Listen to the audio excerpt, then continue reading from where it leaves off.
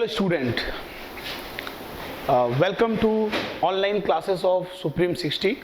I am Adarsh and today we are going to start a new topic of physics, which is heat and thermodynamics. Sometimes this is some teachers referred this as a thermal portion, some call this as heat, because this is a very basic. So people give different name of this. So I have given this heat and thermodynamics, and what we are going to cover in this, that all I will tell you in the introduction itself. So the introduction is the first. I will cover the thermometry, as its name suggests. Thermo is related to the temperature, and metry is the measurement. So where we will measure the temperature is the branch of physics in which we study about the measurement of temperature is known as what? Thermometry. So what we will study here? We will study here about the measurement of temperature. What is six? Which is second one. इसमें हम लोग क्या करेंगे? Thermal expansion. What is thermal expansion? In the thermal expansion, normally we will deal with the elongation in a material or in a body, or because of temperature or increment in temperature. Whenever we will increase the temperature of the body, the elongation or expansion will takes place. Except few examples, they show anomalous behavior like water. We will discuss that why water, what is the case of water. But normally what substances do, whenever you will increase the temperature, they will expand. So what we will study here, elongation in material due to temperature increase. And before deal with the expansion, we will also cover the brief of elasticity, because whenever you will study the thermal expansion, there will be some cases of thermal stresses and thermal strains that will come because of constraint, putting the constraint. We will discuss in detail, no problem. If you are not able to get anything, I assure you that you will be master after completing the whole course. You need not to worry. You will be able to attempt all the questions of NEET as well as IIT JEE. So I will take the examples, questions of very standard. No worries. Okay? So be with me, follow me as we are doing. What is calorimetry? So as what I told you, that we will also cover the elasticity before covering this thermal expansion. Okay, that is some extra topic. Is not related to heat, but it is being used in the thermal expansion. That is why we will cover. Okay, तो आपको कोई चिंता करने की जरूरत नहीं है. आप बस ध्यान से जैसे जैसे इस कोर्स को ले जाया जा रहा है, आप उसको बस फॉलो करिए और देखिए कि आप एकदम मास्टर बनने वाले हैं इस कोर्स में. ठीक है. तो उसके बाद क्या है? कैलोरीमेट्री. कैलोरीमेट्री में हम क्या करते हैं? Where we will deal with the heat loss and heat gain. What we will do here, we will measure the और डील विद द, और can say, analysis of heat loss and heat gain by the body. Okay, how heat is gained by your body, how heat is lost by your body, we will do all the calculations. Okay, so the next is the KTG. Oh sorry, heat transfer. What we will do in heat transfer? In the heat transfer, we will study the different processes by which heat can be transferred. And we will tell what is heat, how the heat is transferred. So as we all know, what is heat?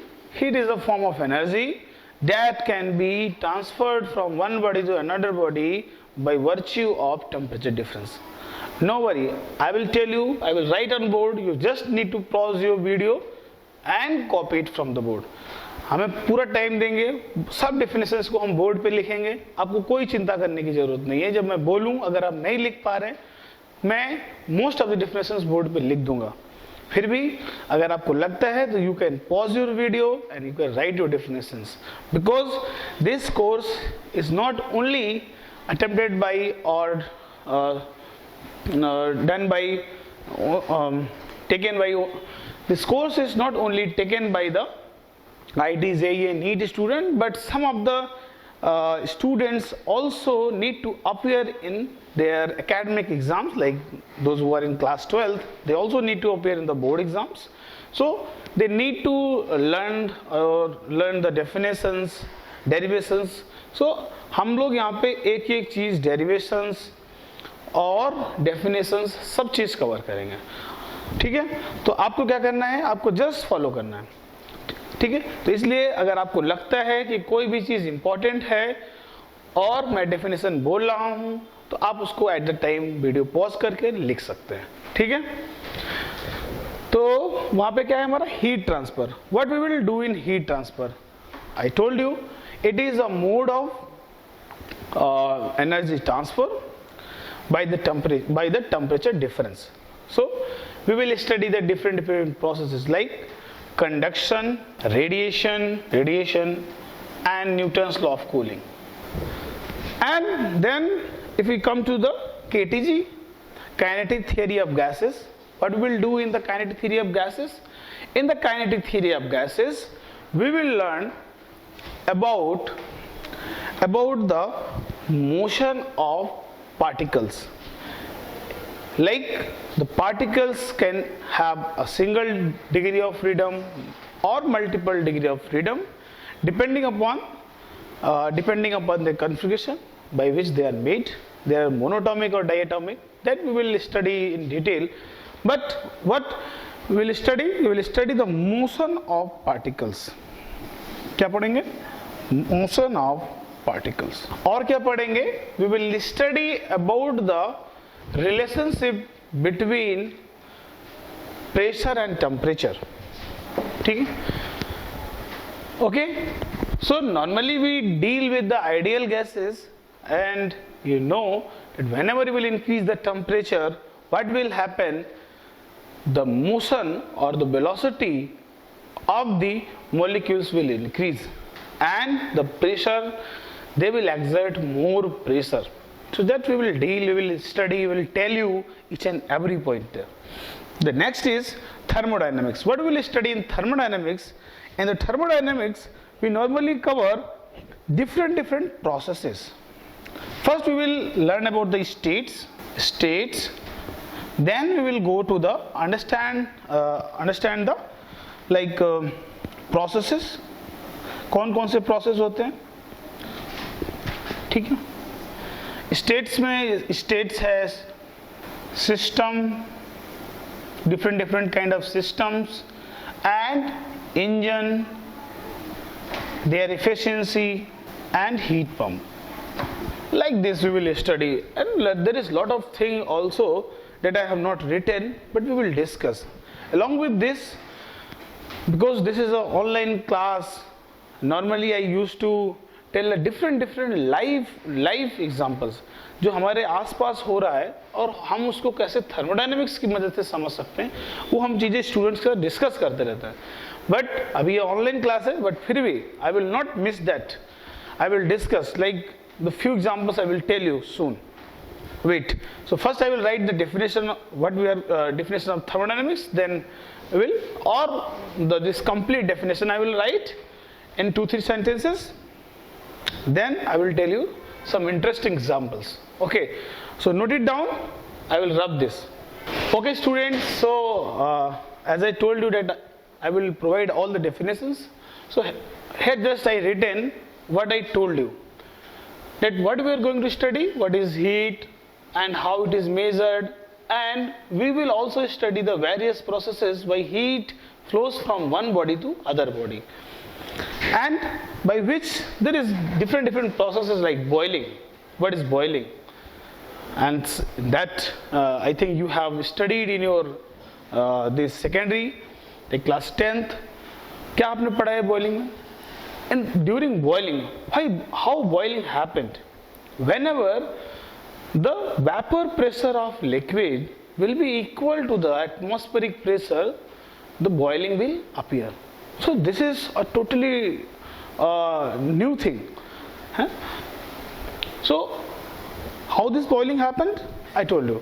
Similarly, like आपको पता है कि घर में देखते हैं कि आपको दाल पकानी है, हाँ? घर पे जाते हो मम्मी के साथ, घर में देखते हो मम्मी लोग दाल पकाती हैं, दे यूज द प्रेशर कुकर, उसमें जल्दी पक जाती है. ऐसा क्या कर देते हैं? कुछ नहीं कर देते हैं, because normally water boils at 100 degree centigrade. जब आपको पानी को ज्यादा डिग्री सेंटीग्रेड पे बॉईल करना है, what do? You just increase the vapour pressure, or you cannot increase the vapor pressure, you will increase the atmospheric pressure. How you can increase? By just having this pressure cooker. Similarly, अगर आप पहाड़ों पे चले जाते हैं, वहाँ पे क्या है, एटमॉस्फेरिक प्रेशर बहुत कम है, तो इसलिए क्या होता है, वहाँ पे जाने पे जो पानी होता है वो बिलो 100 डिग्री सेंटीग्रेड बॉयल हो जाता है. ठीक है, तो क्या करना है, तो ये भी एक फिनोमेना है like freezing. How this freezing happens? Whenever the motion of liquid particle stops, when the motion of liquid particles stops and they freezes,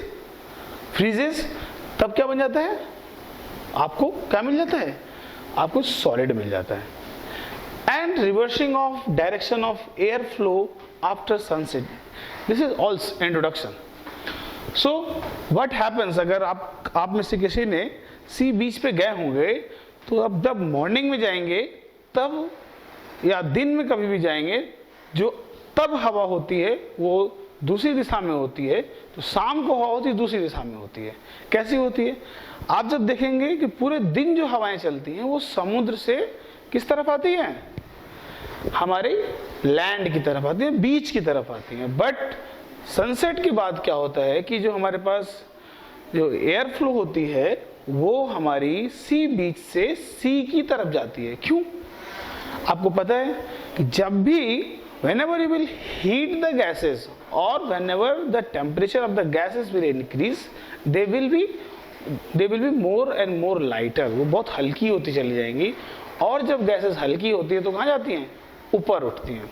जब गैसेस हल्की होती हैं ऊपर उठती हैं तो उसको फिल करने के लिए हमारी कैसी गैसेस आएंगी, ठंडी हवाएं आएंगी. तो क्या होता है, जो वाटर है जो उसकी स्पेसिफिक हीट है वो सबसे ज्यादा होती है, तो it has the capacity to absorb a lot of heat. तो बहुत सारी हीट को क्या कर सकता है, अब्जॉर्ब कर सकता है, बहुत सारी हीट को अब्जॉर्ब कर सकता है, और उसका टेम्परेचर जो बढ़ेगा वो उतना नहीं बढ़ेगा. तो पूरे दिन क्या होता है, पूरे दिन तो जब आप हीट होती है, और ऐसे सिमिलरली जो हमारे पास लैंड होती है उसकी थर्मल कैपेसिटी बहुत कम होती है. तो थोड़ा सा भी अगर हीट देंगे आप, और जो बीच पे अगर थोड़ी सी भी हीट देंगे तुरंत वो हीटअप हो जाएंगे. जैसे सी बीच पे क्या होता है, आपको रेत होती है, सैंड होती है, बहुत जल्दी हीट हो जाती है. हीट होते ही क्या होगा, उसका टेम्परेचर बढ़ता चला जाएगा. जब टेम्परेचर बढ़ जाएगा तो उसकी कॉन्टेक्ट में जो भी गैसेज आएंगी, जो भी एयर आएगी, बहुत ही ज़्यादा गर्म हो जाएगी. जब गर्म हो जाएगी तो हल्की होकर ऊपर चली जाएगी. तो जो टेम्परेचर ऑफ सी है वो उतना नीचे नहीं जाएगा. तो क्या होगा, वहां से जो गैसेस होंगी, जो वहां की जो हवाएं होंगी, जो एयर होगी, वो इस स्पेस को फिल करने के लिए आएगी. तो दिन में हवाएं किधर से किधर आती हैं, समुद्र से बीच की तरफ आती हैं.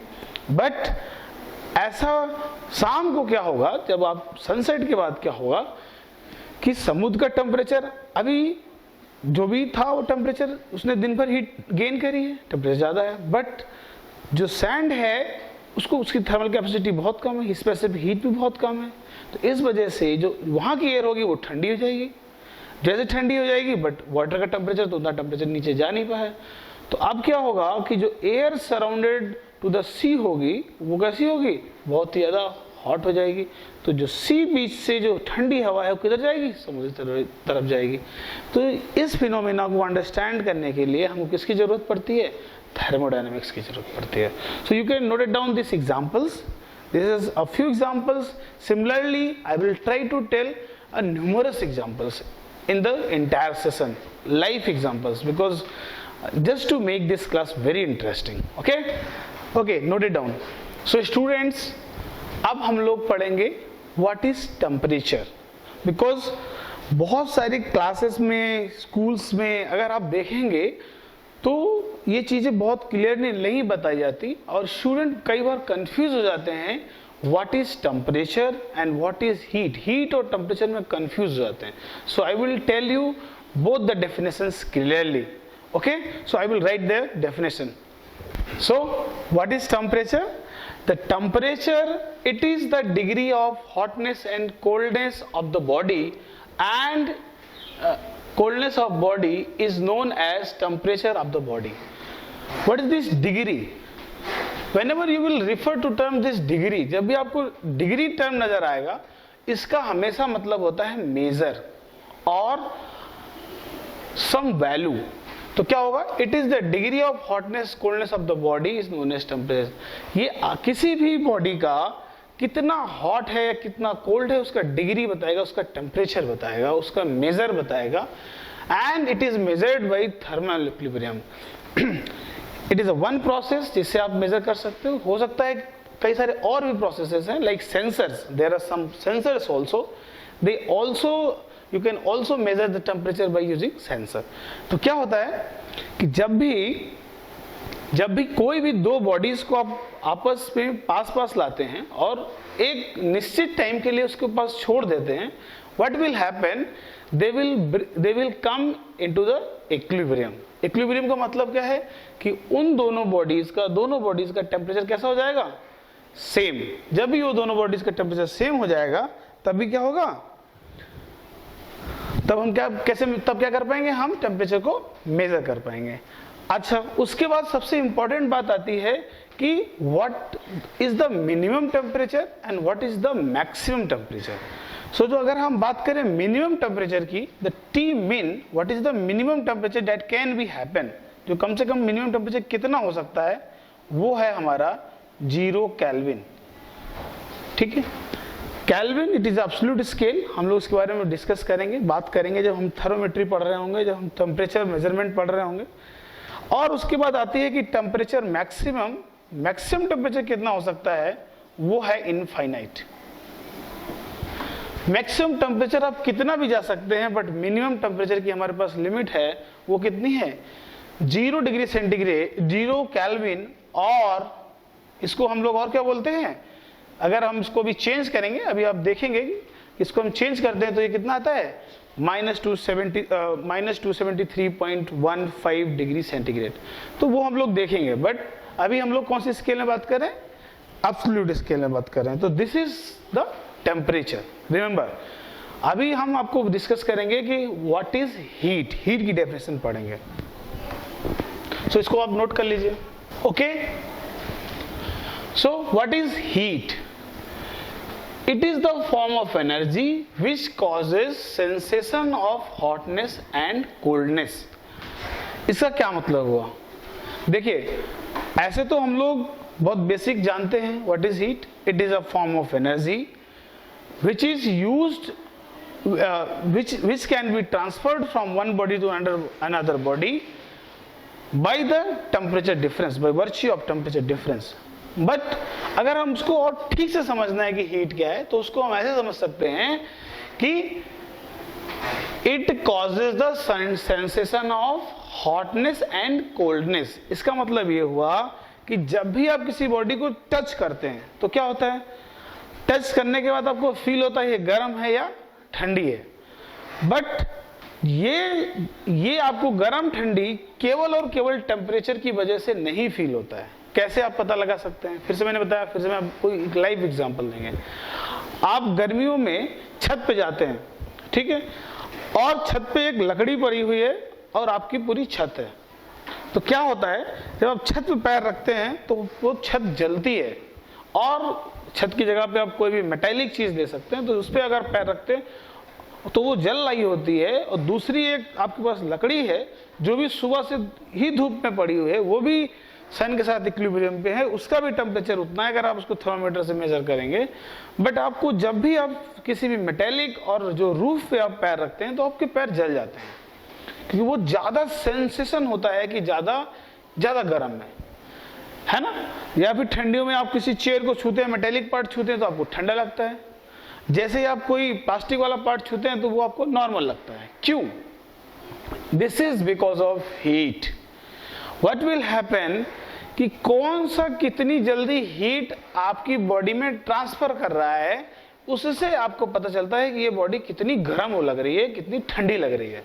ठीक है, तो क्या होता है जब आप कोई मेटेलिक पार्ट छूते हैं वो बहुत ही तेज, उसका हीट कंडक्टिविटी भी बहुत फास्ट होती है, उसकी थर्मल कंडक्टिविटी भी बहुत फास्ट होती है, तो क्या होगा, वो बहुत ही ज्यादा तेज आपके अंदर हीट सप्लाई करता है, इसलिए आपको जल्दी से जल जाते हैं। और उसी टेम्परेचर की अगर आपको लकड़ी छूते हैं तो उसका थर्मल कंडक्टिविटी बहुत कम है, वो आपको कैसी महसूस होती है, ठंडी महसूस होती है, जबकि वो दोनों सेम टेम्परेचर पे हैं। तो इस सेंसेशन को बताने के लिए कौन रिस्पॉन्सिबल है, heat transfer to your body, है ना। उसको हम लोग अभी बहुत अच्छे से पढ़ेंगे। हीट ट्रांसफर को हम लोग नॉर्मली जो लिखा करेंगे वो क्यू डॉट से लिखा करेंगे।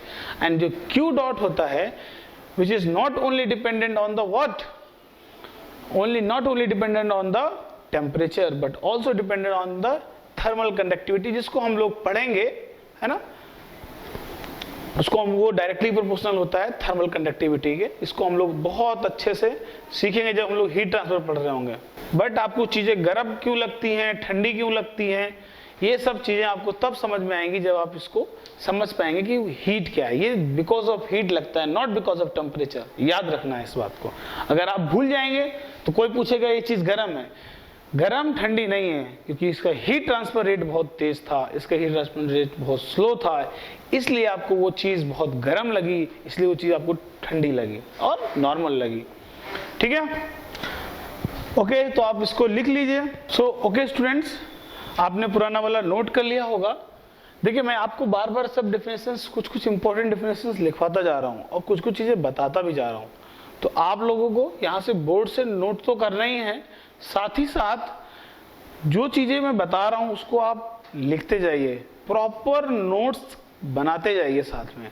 जब आप क्लास के साथ अपना नोट्स बनाते जाएंगे, क्योंकि अभी आपको इस लेक्चर को देखने में जो भी आपका टाइम लगता है, बट बार बार आप लेक्चर्स को देखने के लिए इतना कॉन्सेंट्रेट नहीं हो सकते हैं। But it will be much easier जब आप अपनी पलट की अपनी कॉपियों को फटाक से उसको रिवाइज कर लें। ठीक है, पढ़ने में उतनी चीजें आसान रहेंगी। तो आपको क्या करना है, हमेशा इसको नोट करते जाना है, जो मैं बोल रहा हूँ इंपॉर्टेंट चीजें उनको लिखते जाना है। उन चीजों को आप अगर लिखते चलेंगे तो क्या होगा, लास्ट में आपके पास बहुत ही अच्छा कलेक्शन होगा और आप आराम से बहुत ही क्विक रिवीजन कर सकते हैं अपने लिखे हुए नोट से, ना कि आप वीडियो से कर पाएंगे। ठीक है, तो वीडियो आपको एक बार देखना है, डिटेल देखना है, पॉज कर करके लिख लेना है, नोट्स बना लेना है, सुनना है बार बार। अगर किसी बात को अच्छी लग रही है, समझ में आ रही है, एक बार में नहीं समझ में आती है तो रिपीट करना है। ठीक है, तो अभी हमने लिखा है calorie. What is calorie? It is a very smallest unit of energy, बहुत छोटी यूनिट होती है। ठीक है, आप नॉर्मली आप एसआई यूनिट्स को बहुत अच्छे से जानते हैं जो कि जूल है, but this is a CGS unit जो एक बहुत ही छोटी यूनिट है। इतनी छोटी है कि 1 किलो कैलोरी की अगर आप बात करते हैं तो 1 kilo calorie is equal to 4.18 joule. ठीक है, जूल एक बहुत बड़ी एनर्जी है। अगर आप 1 किलो कैलोरी, ठीक है, याद रखिएगा this is in kilo calorie and this is in joule, not in kilo joule. ठीक है, तो ये कई बार बच्चे भूल जाते हैं कि ये कैलोरी में 1 calorie is equal to 4.18 joule है या क्या है, या 1 kilo calorie is equal to 4.18 kilo joule है। याद रखिएगा, ये बहुत इंपॉर्टेंट रिलेशन है, हम लोग बार बार इस्तेमाल करेंगे, इसलिए हमको इसको बहुत ध्यान से लिख लेना है। ठीक है, वेरी इंपॉर्टेंट। ठीक है, इसे आप नोट कर लीजिए। ओके स्टूडेंट्स, सो यहाँ तक कि हमारा एक बेसिक इंट्रोडक्शन था। किसी भी टॉपिक को शुरू करने से पहले कुछ इसका इंट्रोडक्शन होता है, जिससे आपको ये पता चले कि हम लोग क्या क्या चीज़ें पढ़ने वाले हैं इस कोर्स में, इस चीज़ों को किस तरीके से स्ट्रीमलाइन और डायरेक्शनल हम लोग मूव करेंगे, कौन सा टॉपिक पहले आएगा, कौन सा टॉपिक बाद में आएगा, किस तरीके से हमें जाना चाहिए। अलग अलग जगहों पे आप देखेंगे अलग अलग तरीके की चीजें दी होती हैं, but I will follow that sequence and आपको पता चलेगा कि ये सीक्वेंस कितना यूजफुल रहा आपके लिए। एकदम सब चीजें शुरुआत से आखिरी तक पूरी कनेक्टेड होंगी, एक धागे की तरह एक कनेक्टेड होंगी, ठीक है। कड़ी की कड़ी जुड़ी हुई आपको नजर आएगी, आपको चीजों को जुड़ी हुई नजर आएंगी। इसलिए आपको बिल्कुल इस तरीके से, जिस तरीके से वीडियोस चल रहे हैं, आप इसको बिल्कुल ऐसे ही फॉलो करते रहिए, ठीक है। तो what is thermometry? So here it is a branch of physics where we deal with the measurement of temperature with the help of various devices.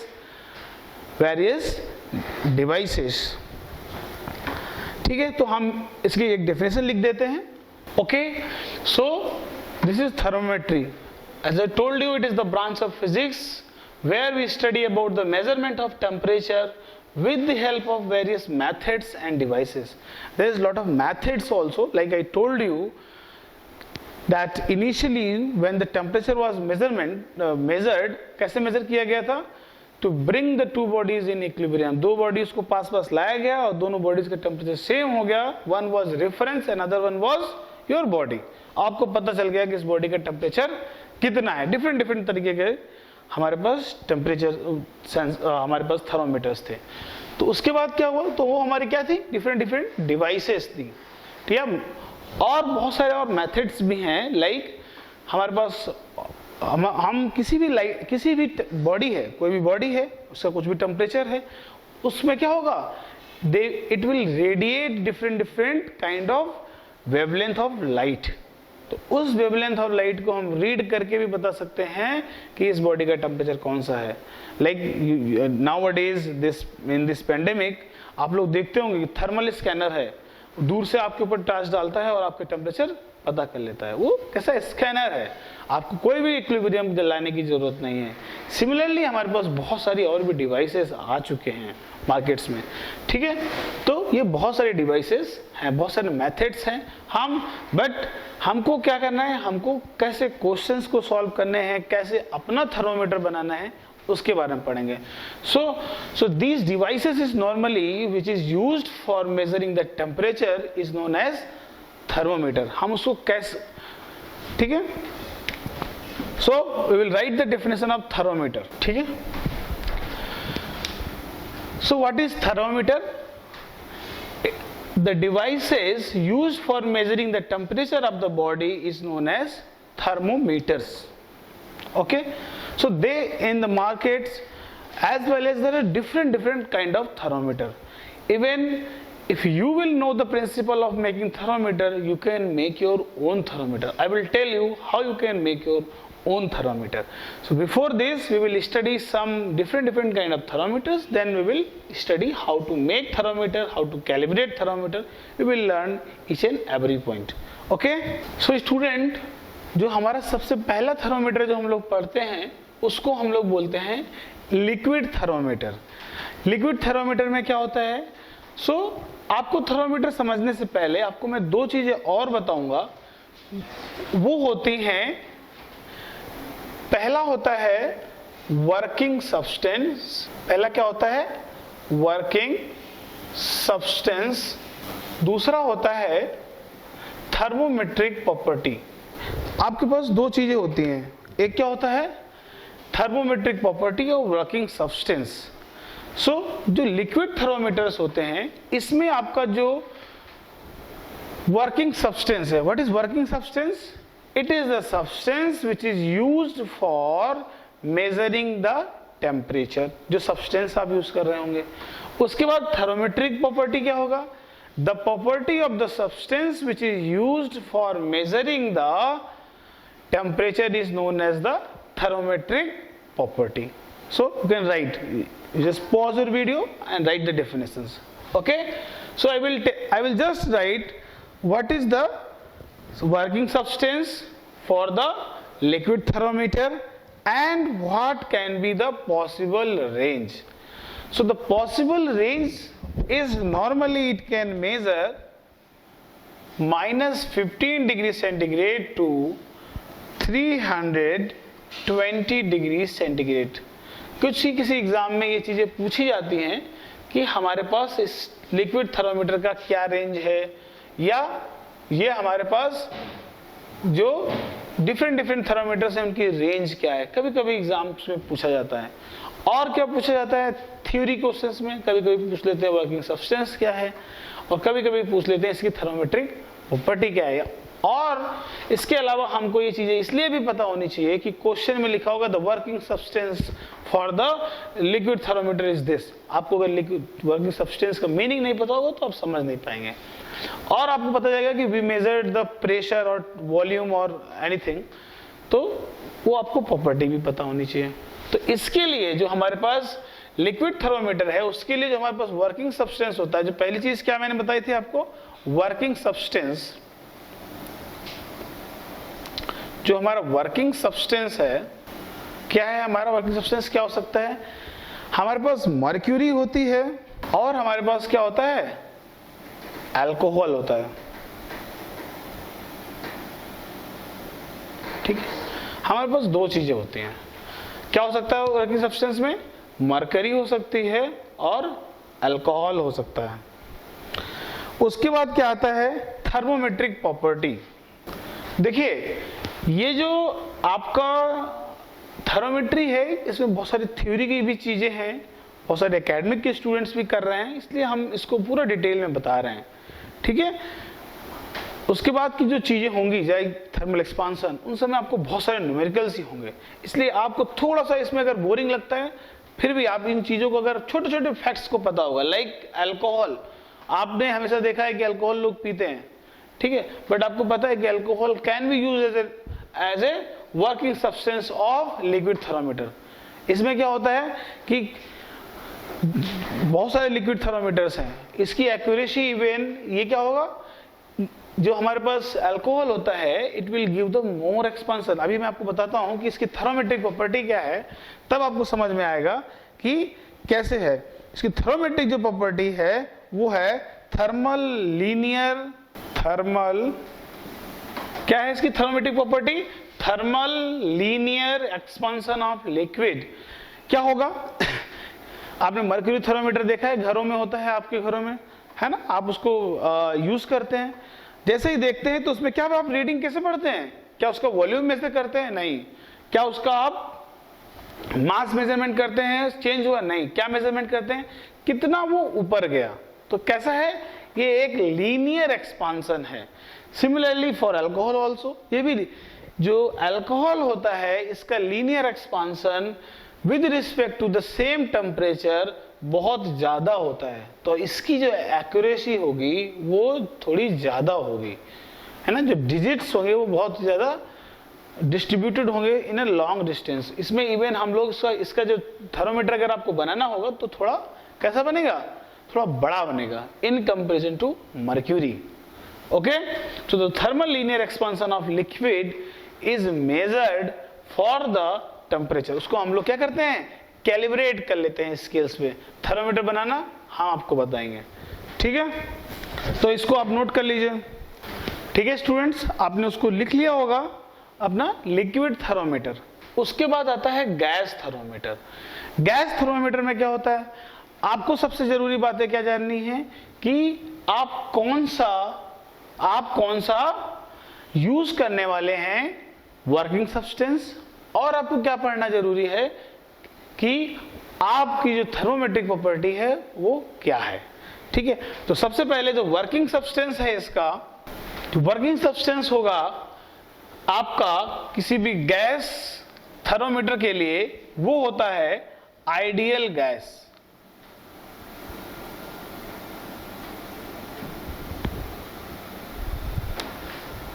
ठीक है, उसके बाद क्या होता है कि आपके पास डिफरेंट काइंड के थर्मोमीटर्स होते हैं। पहला मैंने आपको बताया कि इसका वर्किंग सब्सटेंस क्या है, आइडियल गैस। तो अगर पहला कौन सा थर्मोमीटर होगा, पहला थर्मोमीटर जो है like suppose which is a constant pressure thermometer. जब आप बात करेंगे कांस्टेंट प्रेशर थर्मोमीटर की, इसमें जो आपका थर्मोमेट्रिक प्रॉपर्टी होगी वो क्या होगी, वॉल्यूम। ठीक है, तो आप लिख लीजिए यहाँ पे थर्मोमेट्रिक प्रॉपर्टी। ठीक है, तो आपके पास जो गैस थर्मोमीटर है, पहला थर्मोमीटर है वो क्या है, आपको क्या मेजर करेंगे, वॉल्यूम। थर्मोमेट्रिक क्या है, प्रॉपर्टी क्या है, वॉल्यूम। मतलब जब भी आपको कांस्टेंट प्रेशर थर्मोमीटर यूज कर रहे होंगे उस टाइम पे आप वॉल्यूम का मेजरमेंट है, change in volume will tell about the what that will tell about the temperature of the body. Okay, and this works on the principle of Charles law. क्या कहता है Charles law? At the constant pressure the volume of the gas is directly proportional to the what, sorry, this is not the Charles law, this is the Boyle's law. At the constant pressure the volume is directly proportional to the temperature of the body. ठीक है, तो ये पहला हो गया आपका। उसके बाद जो दूसरा होता है वो क्या है हमारे पास, constant volume thermometer. Constant volume thermometer में क्या होगा, जो आपको वर्किंग सब्सटेंस पता है क्या है, आइडियल गैस। इसके लिए आपको क्या पता करना होगा, थर्मोमेट्रिक प्रॉपर्टी। क्या होगी थर्मोमेट्रिक प्रॉपर्टी, बताइए। इसके लिए क्या था, वॉल्यूम, इसके लिए क्या हो जाएगा, प्रेशर। ठीक है, this will work on the what, on the Charles law. And आपको पता है यहाँ पे क्या हो जाएगा, यहाँ पे क्या था, यहाँ पे temperature was directly proportional to the volume, and यहाँ पे क्या हो जाएगा, यहाँ पे क्या हो जाएगा, temperature will be directly proportional to the what, बताइए, प्रेशर। और जो ये टेम्परेचर होगा इसको आप हमेशा याद रखिएगा, कि इसको हमेशा आप याद रखिएगा क्या, कि जो ये टेम्परेचर है ये हमेशा और हमेशा एब्सोल्यूट स्केल में होगा, ना कि डिग्री सेंटीग्रेड में। क्या में होगा, एब्सोल्यूट स्केल में होगा। That mean that will be in kelvin. Okay, so this will be the relation. इसको हम लोग कभी कभी ऐसे भी लिखते हैं कि अगर आपको P, ठीक है, सो इसको आप नोट कर सकते हैं। बाकी चीजें हम लोग इन डिटेल में पढ़ेंगे कि डिफरेंट इन डिटेल्स में हम लोग पढ़ेंगे डिफरेंट लॉज, तब हम लोग समझेंगे। बट यहाँ पे हमारे पास कुछ डिफरेंट थर्मोमीटर्स होते हैं, तो जिसमें क्वेश्चन बनता है, पूछता है कि गैस थर्मोमीटर में हमारा वर्किंग सब्सटेंस क्या है, कांस्टेंट प्रेशर में हमारा थर्मोमेट्रिक प्रॉपर्टी क्या है, और कांस्टेंट वॉल्यूम में हमारी थर्मोमेट्रिक प्रॉपर्टी क्या है। तो कभी कभी इस तरीके के क्वेश्चंस आ जाते हैं, तो वो आपको करने पड़ सकते हैं। ठीक है, आप इसको नोट कर लीजिए। सो स्टूडेंट्स, हमारा नेक्स्ट जो थर्मोमीटर है वो है रेजिस्टेंस थर्मोमीटर। क्या होता है रेजिस्टेंस थर्मोमीटर, क्या होती है इसकी रेंज। तो इसकी रेंज सबसे जरूरी है इसको आपको जानना, कि हम लोग इसमें क्या होता है कि रेजिस्टेंस थर्मोमीटर में आपके पास डिफरेंट मटेरियल्स के रेजिस्टर बनाते हैं, और with the help of the change in the resistance we calculate what, we calculate the temperature of the body. So जैसे कि हमारे पास सबसे पहले जो एक पहला मटेरियल है लाइक प्लेटिनम। अगर आप यूज कर रहे हैं क्या, प्लेटिनम यूज कर रहे हैं, तो जो प्लेटिनम होगा उसका जो हमारे पास टेम्परेचर रेंज होगी जो हम मेजर कर सकते होंगे, वो होगी हमारी 200 degree centigrade to 1200 degree centigrade. ठीक है, तो हम लोग जो if we are using platinum as a working substance, ये क्या है हमारे, बताइए, ये हमारे क्या है, वर्किंग सब्सटेंस। वर्किंग सब्सटेंस में क्या होगा, मेटेलिक वायर होगा। मेटेलिक वायर में क्या है, प्लेटिनम है। अगर आपको बात करें हम, what is the thermometric property, बताइए थर्मोमेट्रिक प्रॉपर्टी क्या होगी, रेजिस्टेंस। Very good, resistance. आपको क्या होता है आपको पता है कि जब भी कभी भी किसी भी बॉडी को अगर आप हीट करते हैं, जब भी आप किसी बॉडी को हीट करते हैं, हीट करने पे उसका रेजिस्टेंस चेंज होता है, और वो चेंज इन रेजिस्टेंस से हम लोग क्या मेजर कर सकते हैं? टेम्परेचर। सो दूसरा जो मटेरियल है, this material is used for measuring the high temperature. Similarly there is another material which is known as which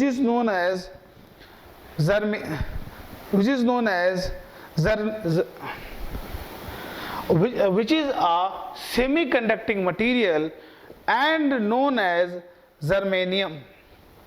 ठीक है, दूसरा लिख लीजिए।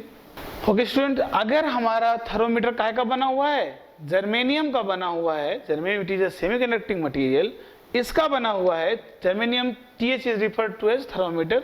तो इसका जो रेंज होगा that is used for measuring the temperature of below sub 0 degree centigrade materials, or that can range from 4 Kelvin to 77 Kelvin। बहुत ही कम टेम्परेचर है। कितना टेम्परेचर आप इसको अगर मेजर करेंगे तो कितना हो जाएगा? This is around 200 degree centigrade. वो बहुत ही कम टेम्परेचर, 200 डिग्री सेंटीग्रेड से लगा के आप -270 डिग्री सेंटीग्रेड तक मेजर कर सकते हैं with the help of germanium. ठीक है, तो ये डिफरेंट अलग अलग तरीके के मटेरियल्स हैं, अलग अलग तरीके के मटेरियल्स हैं, उनका अलग अलग रेजिस्टेंस है जिससे आप मेजर कर सकते हैं। तो आप इसको नोट कर लीजिए, इस रेजिस्टेंस थर्मोमीटर को। सो स्टूडेंट, जो हमारा नेक्स्ट थर्मोमीटर है उसका नाम है थर्मो इलेक्ट्रिक थर्मोमीटर, और this is also known as thermocouple. What is the use of this thermocouple?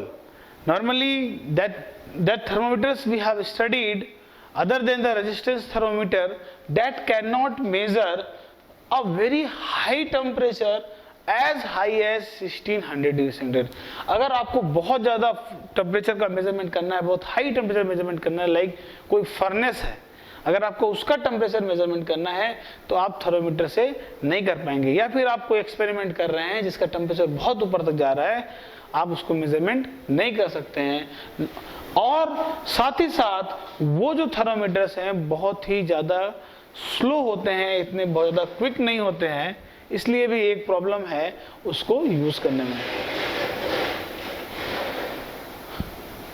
सो जो हमारे पास थर्मोमीटर है thermoelectric or thermocouple, which is very fast as well as it can measure as high as temperature 1600 degree centigrade, and this works on the principle of Seebeck effect, okay, where the change in temperature, जो हमारे पास temperature होगा वो किसके directly proportional होगा? EMF के। क्या होता है? आपके पास थर्मोकपल होता है। Thermocouple itself made up of the material which can withstand very high temperature, like कोई मटेरियल आप जानते हैं, एक मटेरियल आप देखते रहते हैं, कौन सा? टंगस्टन। क्या बना होता है इसका? जो आपके पास घर के बल्ब्स होते हैं, जो बल्ब्स की फिलामेंट्स होते हैं, वो काहे के बने होते हैं? टंगस्टन के, वेरी हाई टेम्परेचर। ऐसे ही बहुत सारे और भी मटेरियल्स हैं, निकल बेस्ड और डिफरेंट मटेरियल्स जो हाई टेम्परेचर को विथस्टैंड करते हैं, उसका बना होता है ये। और उससे जो टेम्परेचर मेजरमेंट कर सकते हैं वो 200 से 1600 डिग्री सेंटीग्रेड तक कर सकते हैं। वहाँ पे जो डेल्टा टी होता है वो डायरेक्टली प्रोपोर्शनल किसके होता है? EMF के। जब भी आप बॉडी को टच कराएंगे किसी भी बॉडी पे, तो वो बॉडी क्या करेगी? तो उसको सेंस करेगी, और उसको सेंस करने के बाद आपके पास क्या जनरेट करेगा? एक EMF देगा, एक इलेक्ट्रोमोटिव फोर्स देगा, और उस इलेक्ट्रोमोटिव फोर्स से आप रिकॉर्ड कर सकते हैं, और आप एक कैलिब्रेशन टेबल बना सकते हैं कि अगर ये EMF आता है तो कितना टेम्परेचर होता है, ये वाला EMF आता है तो कितना टेम्परेचर होता है, और किसी भी बॉडी का टेम्परेचर आप बहुत ही फास्ट तरीके से पता लगा सकते हैं। ठीक है, तो जैसा कि आपको मैंने बताया, यहाँ पे अगर हम बात करेंगे कि हमारा जो थर्मोमेट्रिक प्रॉपर्टी है वो क्या है? बताइए, जो हमारे पास थर्मोमेट्रिक प्रॉपर्टी है वो क्या है, यहाँ पे हम लिख रहे हैं, क्या हो जाएगी thermometric property? EMF. Very good, ठीक है, आप इसकी क्या हो जाएगी थर्मोमेट्रिक प्रॉपर्टी? ईएमएफ हो जाएगी। उसके बाद इसका वर्किंग सब्सटेंस क्या हो जाएगा? कोई भी मटेरियल जो आप यूज कर रहे हैं, लाइक टंगस्टन, मैंने एक नाम बताया, और भी बहुत सारे टेम्परेचर जो बहुत ही हाई टेम्परेचर पे हो सके। तो अगर आपको लिखना हो कि कैसी प्रॉपर्टी होनी चाहिए उस मटेरियल को जो हम जिसको हम यूज करेंगे एज ए वर्किंग सब्सटेंस, तो उसके मटेरियल की जो प्रॉपर्टी होगी उसकी क्या होगी? सबसे जरूरी बात क्या है कि अगर आपको बहुत ही फास्ट टेम्परेचर मेजरमेंट करना है तो इट शुड हैव, अब मैं इसको रब कर, क्या होना चाहिए? सबसे पहले जो जरूरी चीज है वो होनी चाहिए कि उसकी जो हीट कैपेसिटी होनी चाहिए वो बहुत ही कम होनी चाहिए। हीट कैपेसिटी मैंने आपको बताया था, अभी एग्जांपल आपको मैं बता रहा था वहां पे सी वाला, जैसे हीट कैपेसिटी क्या है, वाटर की बहुत ज्यादा होती है, स्पेसिफिक हीट ज्यादा है, हीट कैपेसिटी भी बहुत ज्यादा है। तो हीट कैपेसिटी, ऐसे मटेरियल लेने चाहिए जिनकी हीट कैपेसिटी बहुत कम हो, जो खुद कुछ भी हीट ना ले अपने पास, जो हीट, नहीं तो पता चला कि किसी भी बॉडी का टेम्परेचर आप मेजर करने गए, उसको टच किया, उससे बहुत सारी हीट उसने ही ले ली, तो जब उसकी हीट बहुत सारी ले लेगा तो क्या करेगा? बॉडी का टेम्परेचर ऑटोमेटिकली डाउन हो जाएगा, तो उसका जो टेम्परेचर एक्चुअल होना चाहिए वो नहीं बताएगा। तो हमारे पास क्या होना चाहिए? फर्स्ट जो हमारा वर्किंग सब्सटेंस की प्रॉपर्टी होनी चाहिए, तो हम यहाँ पे लिख रहे हैं प्रॉपर्टी ऑफ वर्किंग सब्सटेंस कैसी होनी चाहिए। क्या बताया मैंने? फर्स्ट जो हमारा सबसे पहला होना चाहिए लो हीट कैपेसिटी और लो thermal capacity, low heat capacity लिखिए, ठीक है। दूसरा बताइए क्या हो जाएगा? अगर आपको बहुत ही क्विक आपको किसी का टेम्परेचर मेजरमेंट करना है तो उसकी जो थर्मल कंडक्टिविटी होनी चाहिए बहुत फास्ट होनी चाहिए। अभी हमने इसको पढ़ा नहीं है, हीट ट्रांसफर में बहुत अच्छे से पढ़ेंगे, लेकिन थर्मल कंडक्टिविटी मैंने आपको बताया भी था। कब बताया था? कि जब कभी आपको बताया था कोई भी बॉडी ठंडी कब लगती है और गर्म कब लगती है। कब गर्म ठंडी लगती है? जिसका थर्मल कंडक्टिविटी बहुत फास्ट होती है, तो आपको क्या होगा? वही टेम्परेचर फील होगा जो टेम्परेचर उसका है ना, और बहुत ही ज्यादा जल्दी हीट ट्रांसफर करेगा। तो इसकी कैसी, तभी तो आपको पता चल पाएगा कि आपके टेम्परेचर एक्चुअल कितना है, और बहुत ही क्विक हो सकता है। तो कैसी होनी चाहिए? क्विक होने के लिए आपको क्या होनी चाहिए? जो थर्मल कंडक्टिविटी होनी चाहिए बहुत ही ज्यादा होनी चाहिए। तो high thermal conductivity, low heat capacity and high thermal conductivity, ठीक है। तो अभी हमने क्या किया है? थर्मोमेट्रिक, थर्मोइलेक्ट्रिक, थर्मोमीटर और थर्मोकपल को पढ़ा है, जिसका हमारे पास जो टेम्परेचर रेंज था कितना था? 200 से 1600 degree centigrade, that is used for high temperature. बहुत ही फास्ट होता है। Why this is fast? Because we use high thermal conductivity material. And और उसकी क्या प्रॉपर्टी होनी चाहिए? लो हीट कैपेसिटी होनी चाहिए। उसकी थर्मोमेट्रिक प्रॉपर्टी क्या है? ईएमएफ है। उसका टेम्परेचर मेजरमेंट जो होता है, टेम्परेचर जो चेंज इन टेम्परेचर होता है वो किसके डायरेक्टली प्रोपोर्शनल होता है? ईएमएफ के डायरेक्टली प्रोपोर्शनल होता है।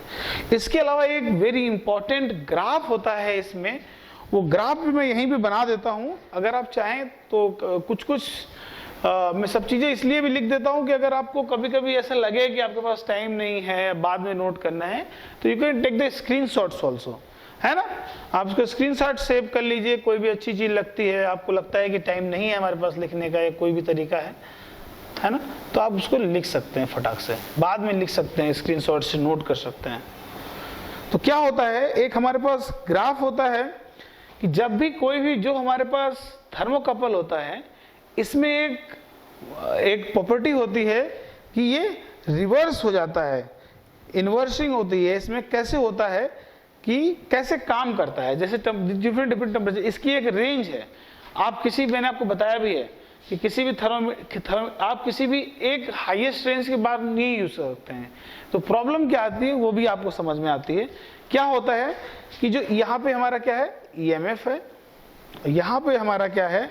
टेम्परेचर रेंज है, लाइक डिग्री सेंटीग्रेड में। तो क्या होता है, ओके, तो ये हमारा ग्राफ है। देखिए जो हमारा ईएमएफ होता है, नॉर्मली जो ईएमएफ होता है बहुत ही कम होता है, ये कोई वोल्ट्स में नहीं आता है। किस में आएगा? मिली वोल्ट्स में आएगा, बहुत ही कम वोल्ट्स आता है, जिसको हम लोग यूज करते हैं टू मेजरमेंट ऑफ टेम्परेचर।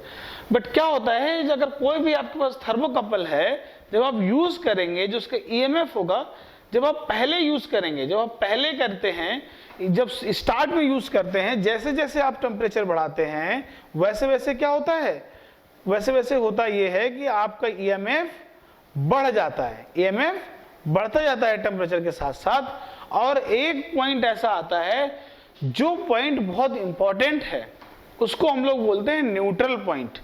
और उसके बाद एक टेम्परेचर ऐसा आएगा, उसको हम लोग बोलते हैं इन्वर्जन टेम्परेचर। ये एक कैरेक्टरिस्टिक है थर्मोकपल की।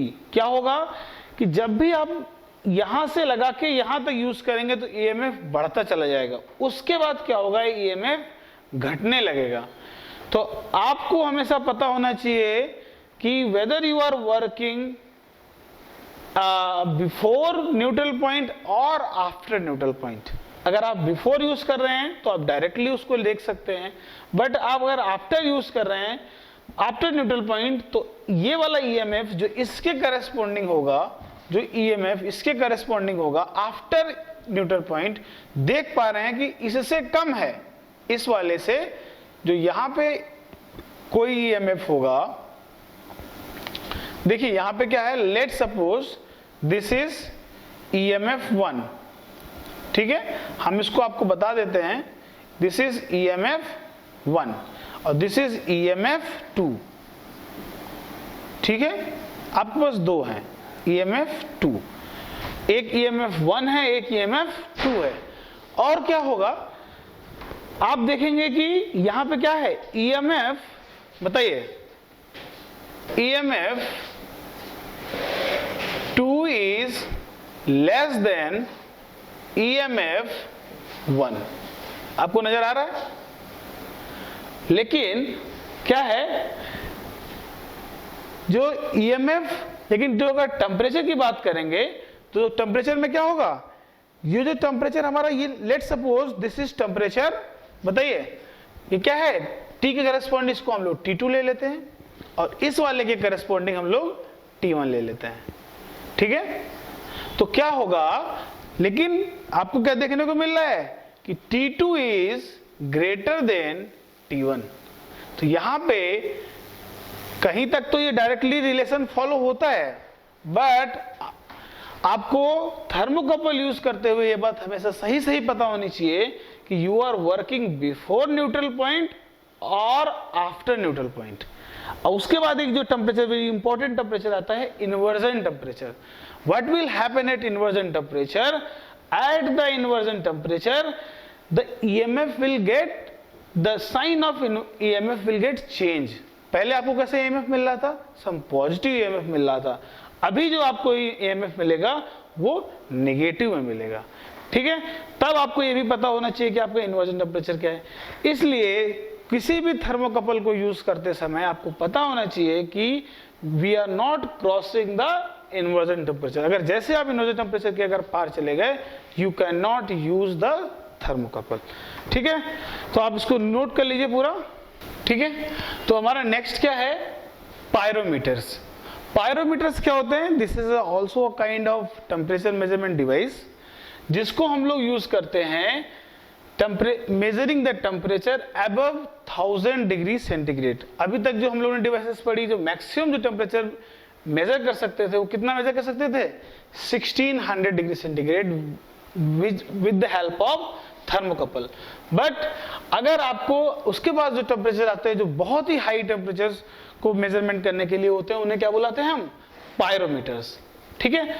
तो what the property of the, कैसे काम करते हैं ये काम करते हैं कि किसी भी लाइट, किसी भी जिसका भी टेम्परेचर आपको मेजर करना है, जब भी आप उसके ऊपर फॉल करेंगे तो क्या होता है, कोई भी सब्सटेंस है वो हमेशा डिफरेंट काइंड्स की वेवलेंथ एमिट करता है। Just by the radiation, by the wavelength of the radiation हम उस बॉडी का टेम्परेचर बता सकते हैं, ठीक है।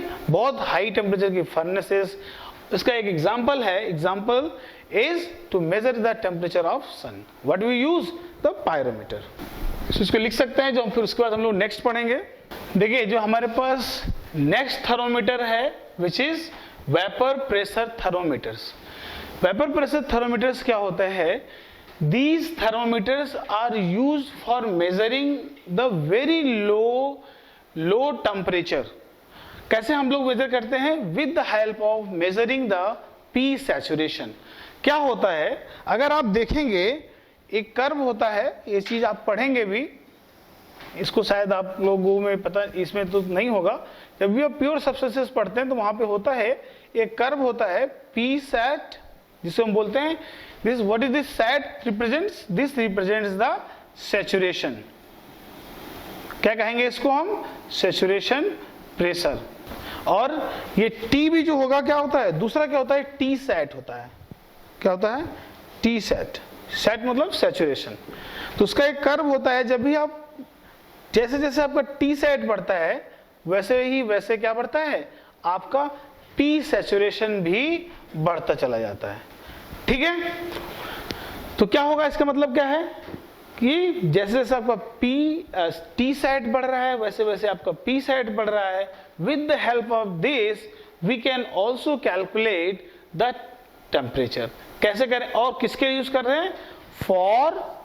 For measuring very low temperature. ठीक है, उसके बाद एक और इंपॉर्टेंट चीज आती है। दूसरी इंपॉर्टेंट चीज क्या है? सबसे बात पहली थी कि अगर आपसे पूछता है कि वेपर प्रेशर थर्मोमीटर्स को कहां यूज करते हैं, it is use for measuring the very low temperatures. उसके बाद जो प्रिंसिपल होता है, ये A and B are constant and T, A, B, C are constants, and this Tk, why we have written Tk? This Tk is just represents the temperature in Kelvin. In this relation the temperature will be always in Kelvin. Remember. तो उसकी पहली बात तो क्या थी? For measuring very low heat temperature. ये भी एक क्वेश्चन बनता है। दूसरा जो क्वेश्चन बनता है वो क्वेश्चन बनता है कि इसकी थर्मोमेट्रिक प्रॉपर्टी क्या है। इसकी जो थर्मोमेट्रिक प्रॉपर्टी है वो आप लोग खुद ही समझ गए होंगे क्या है? P saturation. ठीक है, तो आप इसको नोट कर सकते हैं। अभी तक हमने क्या पढ़ा? अभी तक हमने पढ़ा कि जो भी हमारे पास डिफरेंट काइंड ऑफ थर्मोमीटर्स थे उनका वर्किंग सब्सटेंस क्या था। उसके अलावा हमने क्या पढ़ा? उसके अलावा हमने पढ़ा कि डिफरेंट काइंड ऑफ थर्मोमीटर्स को हम किस रेंज में यूज कर सकते हैं। ठीक है, और क्या पढ़ा था? उनकी थर्मोमेट्रिक प्रॉपर्टीज क्या थी। बट नाउ अब हम लोग पढ़ेंगे कि what are different kind of temperature scale. Like one is very familiar, you know, the water boils at 100 degrees centigrade. So you know the one scale is centigrade scale, another scale is you are very familiar, which is by which you measure the temperature of your body. कौन सी scale होती है? Fahrenheit scale. दो scales के बारे में आप बहुत ज़्यादा फैमिलियर हैं। और सबसे इंपॉर्टेंट जो स्केल होती है, इसको हम अभी तक बार बार बोलते चले आ रहे हैं स्टार्टिंग से, कि बहुत सारे जो थर्मोडायनेमिक रिलेशंस हैं, जो बहुत सारे लॉज हैं, they are all defined by considering only one scale. That scale is known as Kelvin scale. उसका बहुत सारे नाम हैं। उसको हम लोग कैल्विन स्केल भी बोलते हैं, उसको हम लोग एब्सोल्यूट स्केल भी बोलते हैं, उसको हम लोग थर्मोडायनेमिक स्केल भी बोलते हैं। तो उसके हम सबसे पहली जो हमारे पास स्केल है उसको हम लोग लिखते हैं। उसके बाद हम लोग और भी डिफरेंट काइंड्स की जो स्केल्स है उनको पढ़ेंगे। पहले हम इस स्केल के बारे में बता देते हैं आपको। कौन सी स्केल बताई? Absolute scale. क्या नाम है इसका? बहुत सारे नाम है। ठीक है, कौन कौन सी स्केल होती है? एब्सोल्यूट स्केल, थर्मोडायनेमिक स्केल और कैल्विन स्केल। और इसको हम रिप्रेजेंट किससे करते हैं? इसको हम रिप्रेजेंट करते हैं कैपिटल के से। रिमेंबर, बहुत सारे बच्चों ये बहुत मिस्टेक करते हैं, एकेडमिक में देखा भी जाता है कि इस पे डिग्री बना देते हैं। कैल्विन में कोई भी डिग्री नहीं होती है, एक एब्सोल्यूट स्केल है। इसमें इसका जो सिंबल है वो ओनली के है। ठीक है, तो इसको लेके हुए बहुत सारी चीजें डिफाइन करी जाती हैं। कैसे डिफाइन करते हैं? तो हम सबसे पहली चीज देखेंगे कि क्या होता है, what is one kelvin. One kelvin को अगर आपको डिफाइन करना है तो कैसे डिफाइन करेंगे? One kelvin is equal to 1/273.16 1/6 part of triple point of water. और आपको पता है what is the triple point of water? Triple point of water is 273.16। पढ़ेंगे हम लोग इसको बहुत अच्छे से, ठीक है। तो अगर इसका जो पार्ट होगा ये हमारा क्या कहलाएगा? This will call as the what? Triple your 1 kelvin, ठीक है। और अगर हम लोग बात करते हैं चेंज की, अभी हम लोग जो देखेंगे वो मोस्टली हम लोग चेंज को देखेंगे। तो चेंज जो होता है, जो हम लोग सबसे ज्यादा फैमिलियर हैं एक स्केल से, वो कौन सी स्केल है? Degree centigrade scale. अब बहुत सारे बच्चे इसलिए भी कंफ्यूज हो जाते हैं कि कौन सा स्केल यूज करें। आपको पता होना चाहिए कि ये तो बिल्कुल सही है कि 1 केल्विन, चेंज इन 1 केल्विन, किसमें? Change 1 kelvin is not equal to 1 degree centigrade. Change by 1 kelvin is equal to change by 1 degree centigrade. अब देखिए डिग्री सेंटीग्रेड में क्या होता है, आपको यहाँ पे डिग्री लगानी पड़ती है, बट केल्विन में कोई भी डिग्री नहीं होती।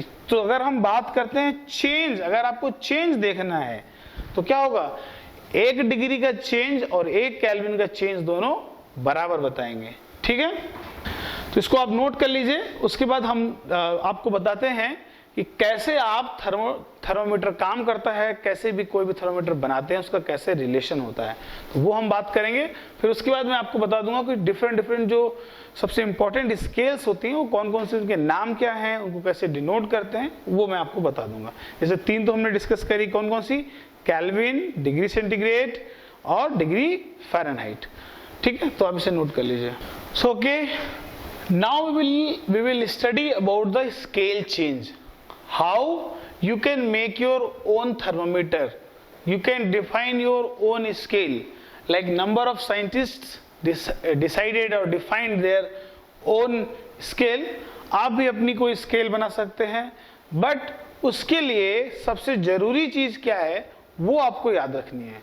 जब भी आपको थर्मोमीटर बनाना है तो उस टाइम पे एक चीज याद रखेंगे कि आपका लोअर फिक्स पॉइंट क्या है और अपर फिक्स पॉइंट क्या है, ये आपको डिफाइंड करना पड़ेगा।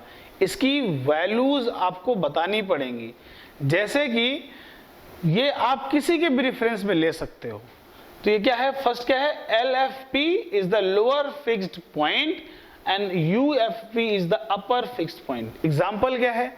जैसे आपको डिग्री सेंटीग्रेड की स्केल की अगर हम बात करें तो वहां पे उन्होंने क्या किया?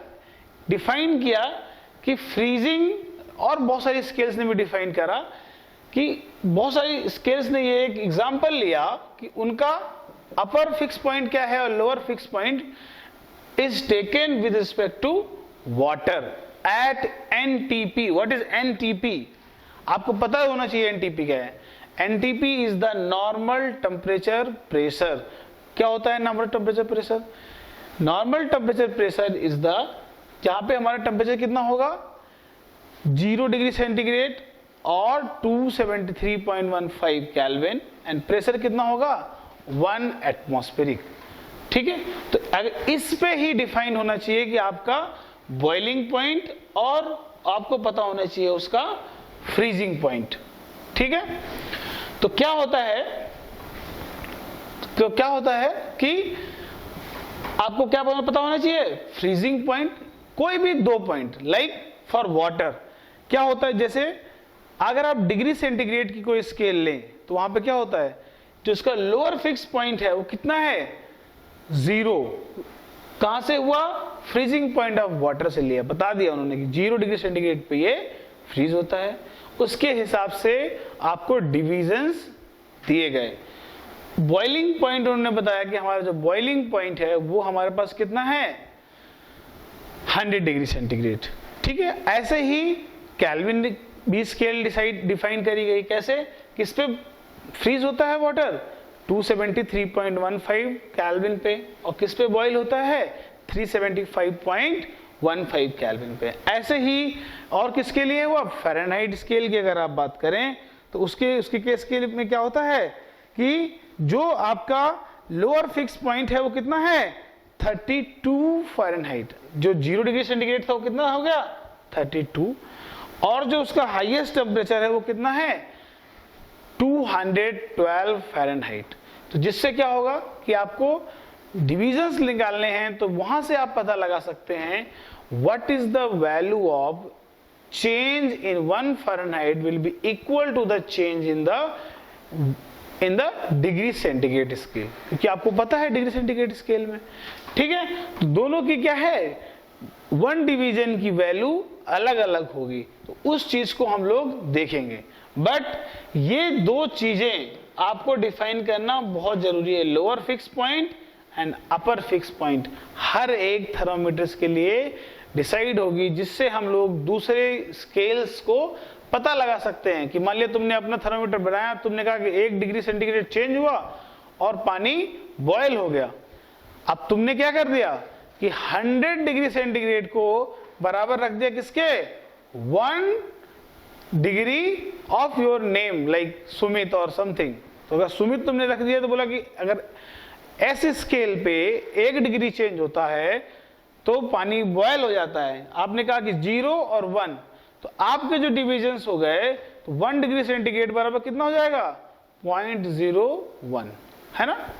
ऐसे ही आप पता लगा सकते हो कि आपको क्या हो गया, जो 1 हो गया that is divided into the 100 parts.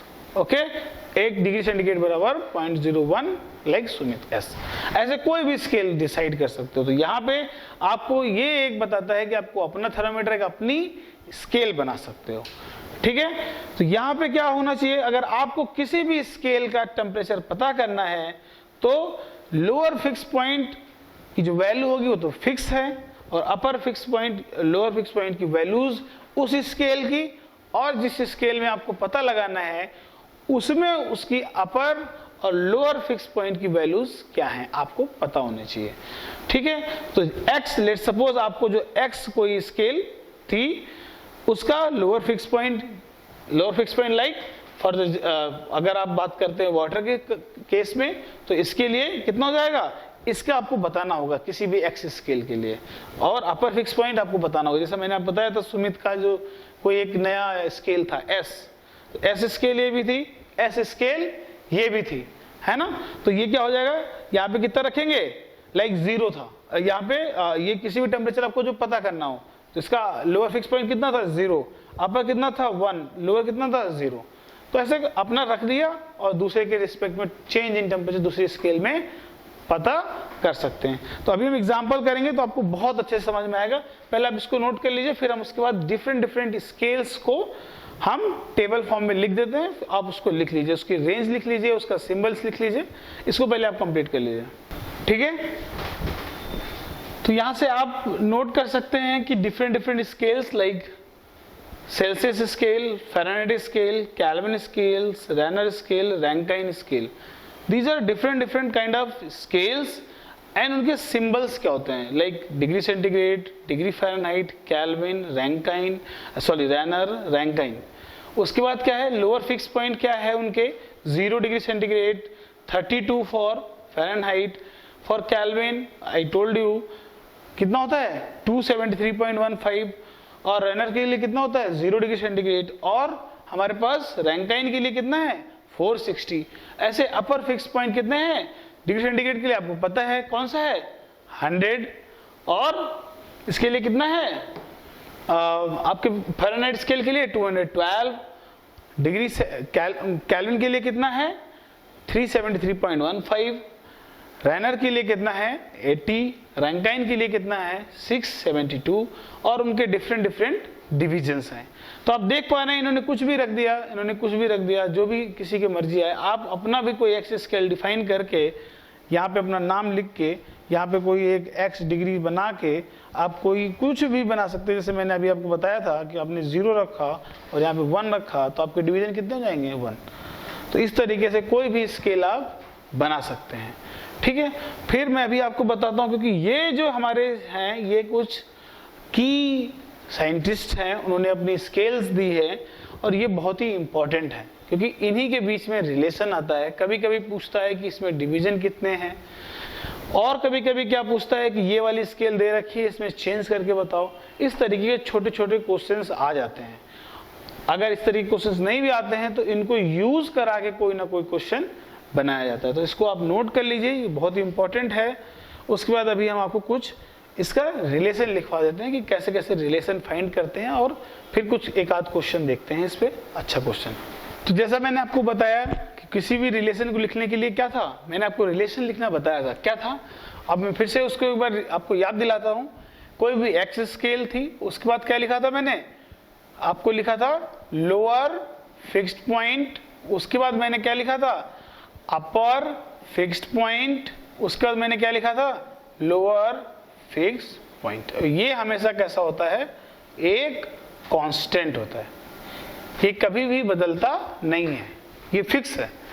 तो क्या होगा, अगर आपको किसी भी दो स्केल्स के बीच में रिलेशन लिखना है, लाइक फ़ारेनहाइट स्केल में और डिग्री सेंटीग्रेड स्केल में, कैसे लिखेंगे, लाइक डिग्री सेंटीग्रेड स्केल के लिए delta degree centigrade minus lower fix point कितना होता है 0, अपर फिक्स पॉइंट कितना होता है डिग्री सेंटीग्रेड के लिए 100, और लोअर फिक्स पॉइंट कितना है 0।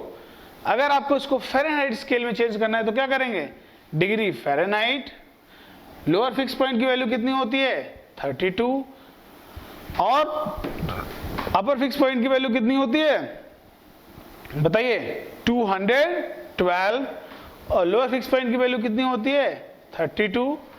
और अगर इसको ही आप किसी केल्विन स्केल में लिखना है, वो भी बहुत ही पॉपुलर स्केल है, उसमें भी हम लोग लिख लेते हैं। कैसे लिखेंगे, कोई भी kelvin minus lower fix point कितना था 273.15, और इसका अपर फिक्स पॉइंट कितना था 373.15, उसका लोअर फिक्स पॉइंट कितना था 273.15। तो इस तरीके से आप क्या कर सकते हैं, किसी के बीच में रिलेशन लिख सकते हैं। अगर आपको रिलेशन फाइंड आउट करना है लाइक इन दो के बीच में, देखिए हम निकाल के दिखा देते हैं आपको। क्या हो जाएगा, C/100 is equal to F minus 332 minus कितने डिविजन्स थे बताया था मैंने अभी आपको 180। याद रखना है इसकी डिविजन, ये नहीं कि वहां पे एग्जाम में जाके आप इसको घटा के चेक कर रहे हैं, याद रखना है रिलेशन। यहां तक कि इसको थोड़ा सा और सिंप्लीफाई कर लेते हैं, उस रिलेशन को आप याद रखिए। कितना हो जाएगा, यहाँ पे आ गया, इसको हम एक बार और ले जा सकते हैं। कितना, यहाँ पे हम कितना ले सकते हैं 5 और इसको 9। तो हमारे पास जो रिलेशन निकल के आता है, ये बहुत ही पॉपुलर रिलेशन है, आप क्लास 10th से देखते चले आ रहे हैं, बार बार उसे यूज कर रहे हैं। क्या था, C/5 is equal to F minus 32 divided by बताइए 9। बार बार इसको यूज करें आप, लेकिन आपको भूल जाते हैं, बार बार भूल जाते हैं फिर भी। लेकिन अगर आपको ट्रिक पता है याद करने की, मैंने आपको बताया फ़ारेनहाइट स्केल में आप केवल एक चीज याद कर लिए कि लोअर फिक्स पॉइंट कितना था 32, डिविजन्स कितने हैं 180, बस कुछ याद नहीं करना। ये रिलेशन आप एग्जाम के टाइम पे भूल भी सकते हैं, लेकिन अगर आपको डिविजन्स याद हैं, लोअर फिक्स पॉइंट याद है, तो आप तुरंत अपने आप से कन्वर्ट कर सकते हैं। ठीक है, ऐसे ही सिमिलरली हम लोग इसके बीच में भी लिख सकते थे रिलेशन। ठीक है, तो चलिए इसको लिख लीजिए।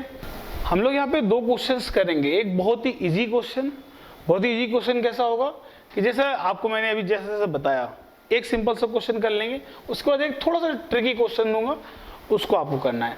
सिंपल क्वेश्चन क्या है कि change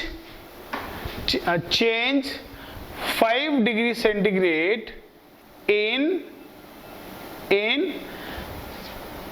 5 degree centigrade in Reaumur scale. ठीक है, आपको कहाँ में चेंज करना है, रेनर स्केल में चेंज करना है। ठीक है, 5 डिग्री सेंटीग्रेड को आपको रेनर स्केल में चेंज करना है ना। तो क्या करना है, आपको कन्वर्जन किस में है, डिग्री सेंटीग्रेड टू रेनर स्केल में। आपने भी पढ़ा था, तो बताइए कैसे करेंगे। ये बहुत ही सिंपल क्वेश्चन है, सबसे सिंपल क्वेश्चन है। तो मैंने आपको क्या बताया था, डिग्री सेंटीग्रेड में जो वैल्यू है कितनी है 5, लोअर फिक्स पॉइंट कितना है 0, अपर फिक्स पॉइंट कितना है 100, लोअर फिक्स पॉइंट कितना है 0। वैल्यू कहाँ में निकालना है, रेनर स्केल में। अपर लोअर फिक्स पॉइंट कितना है 0, अपर फिक्स पॉइंट कितना है 80, लोअर फिक्स पॉइंट कितना है 0। ठीक है, अब आपको रेनर स्केल में वैल्यू निकल जाएगी, तो कितना हो जाएगा 5/100 इज इक्वल टू R/80। आ गया, बताइए। तो आप निकाल सकते हैं कि R बराबर हमारा कितना आ जाएगा, R is equal to 5 × 8 divided by 10, 8 4 40, 40 divide by 10 कितना आ गया बताइए, 4 टाइम्स। तो जो यहां से क्या समझ में आया कि 5 डिग्री सेंटीग्रेड बराबर कितना है 4 रेनर। यहां से क्या पता चला कि अगर आपको कोई कहे कि हमारा जो टेम्परेचर मैंने बढ़ाया है 4 रेनर बढ़ाया है, तो आपको तो समझ में नहीं आएगा कि कितने डिग्री सेंटीग्रेड बढ़ा होगा। तो क्या करेंगे, सबसे पहले उसको कन्वर्ट कर लेंगे किस स्केल में, अपनी जिस स्केल के बारे में आप अच्छे से जानते हैं, है ना। तो जानी पहचानी सी स्केल हमारी कौन सी है, डिग्री सेंटीग्रेड, क्योंकि आपको पता है कि 1 degree centigrade 2 degree centigrade, like जो आपको चाय पीने की डिग्री सेंटीग्रेड की होती है 55 डिग्री सेंटीग्रेड की, 60 डिग्री सेंटीग्रेड की, तो आप पता लगा लेंगे कितना कम हुआ है। जिसको आप पानी पीते हैं कितना है, बोल 25 डिग्री सेंटीग्रेड, 20 डिग्री सेंटीग्रेड, तो आप एक आइडिया रहता है। बट आपको कोई नई स्केल है, कोई नया नाम आ गया, तो आप उसके बारे में पता नहीं लगा पाएंगे। तो क्या करेंगे, अपनी जो फेवरेट स्केल है, जो अब नोन स्केल है, उसमें कन्वर्ट करेंगे और उसको इजी टू रीड हो जाएगा, उसको हम इजीली रीड कर लेंगे। तो इसको आप नोट कर लीजिए, और ऐसे कई सारे कन्वर्जन आप कर करके देख भी सकते हैं। ठीक है, फिर हम नेक्स्ट क्वेश्चन करते हैं। ओके स्टूडेंट्स, सो मैं आपको एक क्वेश्चन दे देता हूँ, इसको आप कर सकते हैं। लाइक 60 डिग्री फ़ारेनहाइट को आपको चेंज करना है, कहा है कि 2 स्केल्स में चेंज करना है। पहली स्केल आपकी क्या है, डिग्री सेंटीग्रेड है, दूसरी स्केल आपकी क्या है, केल्विन स्केल है। उसके आंसर्स मैंने लिख दिए हैं, आप वेरीफाई कर सकते हैं। बहुत ही सिंपल, जैसा पैटर्न पे मैंने क्वेश्चन किया था सेम पैटर्न पे क्वेश्चन है। इसको आप ट्राई करिए, अपना रिलेशन लिखिए और फाइंड आउट करिए। ठीक है, चलिए आगे हम लोग देखते हैं। सो स्टूडेंट्स, उसके बाद एक वेरी इंपॉर्टेंट चीज आती है कि ये क्वेश्चन कई बार एग्जाम से पूछा गया है, why we can not use water as a working substance, like it will also expand when you will heat, और बहुत सारी चीजें होती है। But why we can not use, we can use, easily available है, चीप है, but पूछते हैं कि इसको क्यों नहीं यूज करा जा सकता एज ए वर्किंग सब्सटेंस। ठीक है, तो देखिए कौन से रीजंस हैं वो मैं आपको बताता हूँ, वेरी इंपॉर्टेंट है। कई बार सभी ऑप्शन में होते हैं, कई बार 2 ऑप्शन में होते हैं, कई बार ऑल ऑफ दीज होते हैं। इस तरीके के क्वेश्चंस में ये वाला पूछा गया है, कई बार पूछा गया है। तो कैसे होगा, जैसे क्या है कि आपसे पूछे कि क्यों नहीं यूज कर सकते, तो पहला इसका जो आंसर है वो क्या है, anomalous behaviour of its expansion. क्या होता है ये एनॉमलस बिहेवियर, होता क्या है कि जो वाटर है normally whenever you will heat the substances, what will happen, वो क्या होंगे, एक्सपांड होंगे, वो बढ़ते हैं। ठीक है, बट जो वाटर है वो फ्रॉम द 0 डिग्री सेंटीग्रेड से अगर आप 4 डिग्री सेंटीग्रेड तक हीट करते हैं, what will happen, it will not expand, even it will contract, and it will have the maximum density at 4 degree centigrade. उसकी जो डेंसिटी होती है वो 4 डिग्री सेंटीग्रेड पे सबसे ज्यादा होती है। ठीक है, तो यहाँ पे क्या हुआ, जब टेम्परेचर बढ़ना चाहिए तो क्या होना चाहिए, एक्सपांड होना चाहिए, तभी तो आप लीनियर एक्सपांशन कर पाएंगे, रिलेट। उसके बाद क्या होता है, जब आप 4 डिग्री सेंटीग्रेड से 100 डिग्री सेंटीग्रेड तक आप यूज करते हैं, तब क्या करता है, एक्सपांड करता है। सिमिलरली ये एक है। दूसरा क्या है रीजन, एक तो ये है कि इसका एनॉमलस बिहेवियर है कि किसी रेंज में टेम्परेचर बढ़ाने पे वो कॉन्ट्रैक्ट हो रहा है और किसी रेंज में टेम्परेचर बढ़ाने से वो क्या हो रहा है, एक्सपांड हो रहा है। एक तो ये रीजन है। दूसरा रीजन है कि इसकी लार्ज स्पेसिफिक हीट है। पता चला आप किसी चीज का टेम्परेचर मेजरमेंट करने जा रहे हैं, बहुत सारी हीट उसने खुद ही एब्जॉर्ब कर ली। अगर बहुत सारी हीट वो खुद एब्जॉर्ब कर लेगी तो सामने वाले जो जिसका आप टेम्परेचर मेजरमेंट करने जा रहे हैं उसका टेम्परेचर क्या हो जाएगा, रिड्यूस हो जाएगा, और आपको जो वैल्यू मिलेगी वो फॉल्टी होगी, रॉन्ग होगी, गलत होगी। इसलिए भी आप उसको यूज नहीं कर सकते। उसके अलावा और क्या रीजन है, water is a transparent liquid, like mercury is not a transparent, you can see mercury but it is a transparent, sometime you can not read it well. आप उसको बहुत अच्छे से पढ़ नहीं पाएंगे कि कहां तक इसकी रेंज तक ये राइज हुआ है या कहाँ पे ये फॉल हुआ है। इसके अलावा और क्या है, इसके बहुत सारे और भी इसके क्या हैं, एक तो मैंने बताया आपको उसका टेम्परेचर जो रेंज है वो बहुत ही कम है जहाँ पे आप इसे यूज कर सकते हैं। कैसे, देखिए आप 0 डिग्री सेंटीग्रेड पे क्या हो जाएगा, फ्रीज हो जाएगा, 100 डिग्री सेंटीग्रेड पे क्या हो जाएगा, ये बॉयल हो जाएगा। तो आपके पास कौन सी रेंज बची, जहाँ पे लिक्विड रहता है, remains in liquid is 0 to 100, ये तो लिमिट हो गई, बहुत ही कम टेम्परेचर है, इतना टेम्परेचर थोड़ी ना, आपको तो बहुत हाई टेम्परेचर मेजरमेंट करना है। इसके अलावा एनामेनस बिहेवियर था, 4 डिग्री सेंटीग्रेड तक गलत ही बिहेव कर रहा था, ट्रांसपेरेंट भी था। तो ऐसे बहुत सारे रीजंस है। उसके बाद लास्ट रीजन क्या है, इसका जो एडहेशन है with the other material which is very large. Like अगर आप ग्लास के साथ देखेंगे, अगर आप उसको ग्लास के साथ राइज करेगा तो इसका बहुत ज्यादा एडहेशन होने के कारण क्या होता है, जो इसका राइज होना चाहिए वो यूनिफॉर्म नहीं होगा। Like mercury has a very high cohesion, है ना, इसका क्या हो जाएगा, बहुत ही ज्यादा एडहेशन, बहुत ज्यादा। दूसरी एडहेशन मीन्स एडिशन, और जो दूसरे मटेरियल के साथ जो बॉन्डिंग बनाता है उसे हम क्या बोलते हैं, एडहेशन बोलते हैं। So this is reason we can not use water as a working substance. आप इसे नोट कर लीजिए। उसके बाद मैं एक अच्छा सवाल देता हूँ आपको, वो करिए, उसका हम बताते हैं कैसे होगा। सो यहाँ पे हमारा एक क्वेश्चन है, देखिए क्या है क्वेश्चन, कि अगर आपके पास कोई 60 डिग्री सेंटीग्रेड चेंज हो रहा है, किसमें 60 डिग्री सेंटीग्रेड चेंज है, मतलब सेल्सियस में, सेल्सियस स्केल में अगर आप 60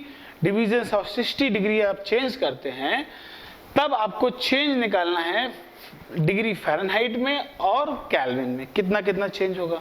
तो पहला जो आंसर है केल्विन स्केल्स के लिए आपको मैंने बताया था, change in 1 degree centigrade is equal to change in 1 kelvin. तो यहाँ पे आप सिंपल से बता सकते हैं कि 60 डिग्री जो चेंज है, चेंज, इसको हम चेंज कैसे डिनोट करते हैं, डेल्टा से, will be equal to change किसके, बताइए किसके हो जाएगा, चेंज इन 60 केल्विन। ये एक आंसर हो गया, पहला आंसर हो गया। अब आपको दूसरा जो है वो थोड़ा सा ट्रिकी है कि आपको फाइंड करना है कि फ़ारेनहाइट स्केल में कितना चेंज होगा। चलिए एक बार आप लोग ट्राई कर लीजिए पॉज करके, फिर मैं इसका सॉल्यूशन बता देता हूँ। ठीक है, ट्राई कर लिया। चलिए देखिए क्या होगा जब आपके पास 60 डिग्री है। देखिए क्या होता है, सबसे पहले आपको क्या पता है कि फ़ारेनहाइट स्केल्स में डिवीजन कितने थे, 180। तो क्या हुआ था कि जो 100 डिग्री सेंटीग्रेड में 100 डिविजन्स थे, तो 100 degree centigrade is equal to क्या कहेंगे आप, चेंज इन, बताइए, 180 डिग्री फ़ारेनहाइट, ये बताएंगे। अब बताइए अगर आपसे कहें हम 1 डिग्री चेंज के लिए कितना हो जाएगा, 1 डिग्री चेंज के लिए कितने फ़ारेनहाइट चेंज होंगे, 180 डिवाइडेड बाय 100, ये हमारा फ़ारेनहाइट हो जाएगा। ठीक है, और आपके पास चेंज कितना था, 60, तो यहाँ पे आप क्या लिख देंगे, 60 डिग्री चेंज होने के लिए बताइए कितना आ जाएगा, यहाँ पे 1.8 मल्टीप्लाइड बाई 60, तो कितना आंसर आ जाएगा, 108 फ़ारेनहाइट। तो जो हमारे पास चेंज है, चेंज अगर हमारे पास 60 डिग्री सेंटीग्रेड है, तो हमारे पास अभी कितना चेंज होगा, बताइए, degree,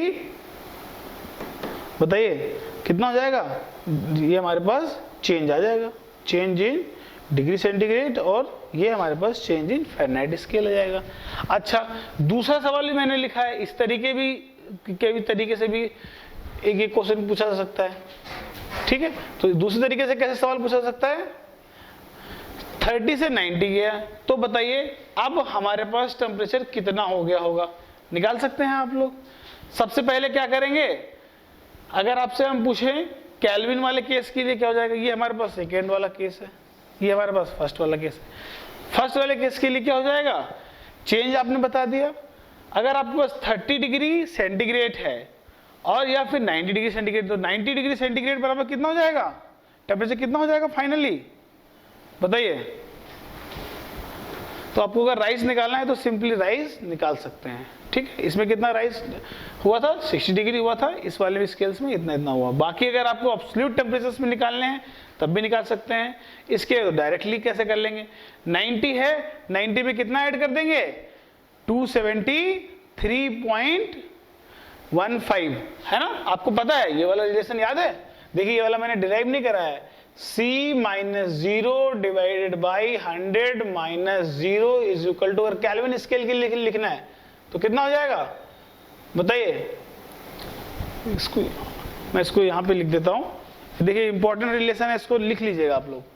C minus 0 is equal to 100 minus 0 is equal to what, अगर इसको केल्विन में लिखना है तो kelvin minus 273.15 divided by 373.15 minus 273.15, तो यहां से कितना आ जाएगा, C by 100 is equal to K minus 273.15 divided by 100, 100 से 100 कैंसिल, तो क्या हो जाएगा, अगर आपको केल्विन में पता करना है तो केल्विन में बराबर क्या हो जाएगा, डिग्री सेंटीग्रेड टेम्परेचर प्लस 273.15।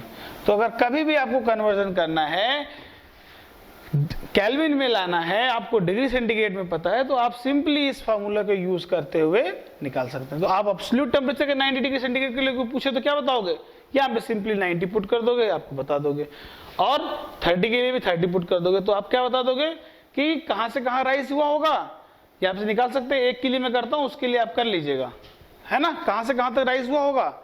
देखिए पहले इतना नोट कर लीजिए, फिर मैं कुछ रफ करूंगा। देखिए क्या करेंगे बताइए, सबसे पहले क्या करेंगे, अगर आप 30 डिग्री सेंटीग्रेड के लिए निकालना है तो क्या करेंगे, अगर आपको केल्विन में निकालना है तो 30 डिग्री सेंटीग्रेड बराबर कितने केल्विन हो जाएंगे, 30 प्लस 273.15, ये क्या हो जाएगा केल्विन। और क्या हो जाएगा, 90 के लिए भी निकाल सकते हैं, बताइए 30 प्लस 273.15 केल्विन।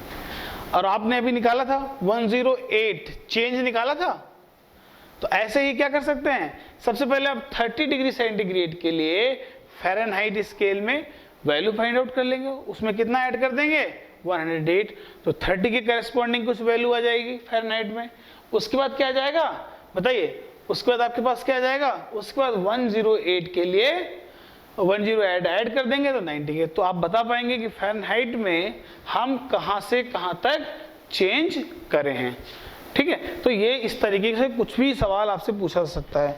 एक और क्वेश्चन हम लोग करेंगे अच्छा सा, उसके बाद हम थर्मोमेट्री को यहाँ पे एंड करेंगे, लास्ट सवाल करेंगे, इसके बाद इसको हम लोग रफ करेंगे, ठीक है। ओके, सो यहाँ पे हमने क्वेश्चन लिखा है, आप लोग देख सकते हैं क्या है क्वेश्चन।